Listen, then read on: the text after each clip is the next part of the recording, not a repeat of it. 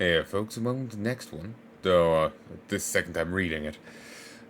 Smuggling. If you want to transport goods, you need contacts. Without contacts, forget about doing business.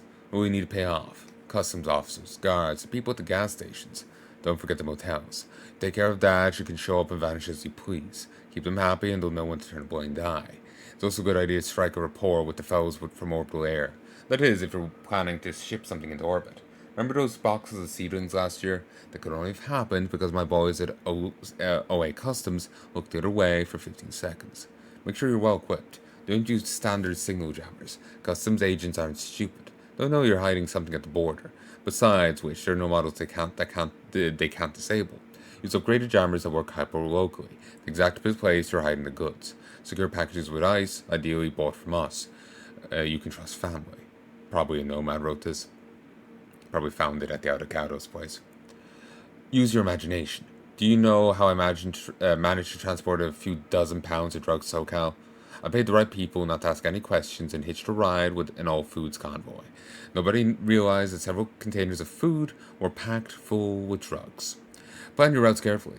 You have up-to-date border patrol routes and areas scanned in real time by corporate satellites. And you have good old American roads. Use back roads and routes that corporate convoys would rather avoid. You can also dance around those old minefields since the corps don't patrol there anymore. Although apparently by now they know we passed through there and it's only a matter of time. Use the tunnels as a last resort. These days it's usually a one-way trip. You go through one and the second you're out, satellites have a lock on you. So in case you do, step on it. And most of all, brothers and sisters don't get caught.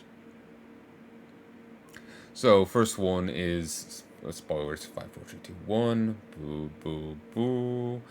The tunnels thing is kind of foreshadowing for that one ending of the game, where we actually get to use one and see one. 2.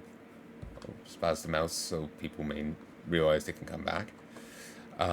It's probably should have done 2 first. I know I like the detail they've talked about smuggling and all the different factors to it.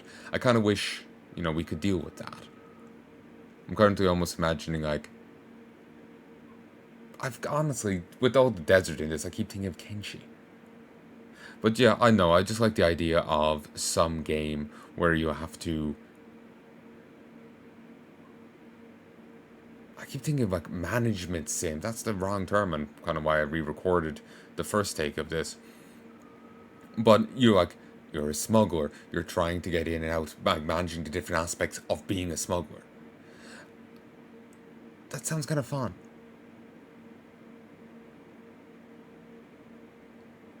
I know. I'd love another Cyberpunk game, dealing with that. It just sounds like it could be fun.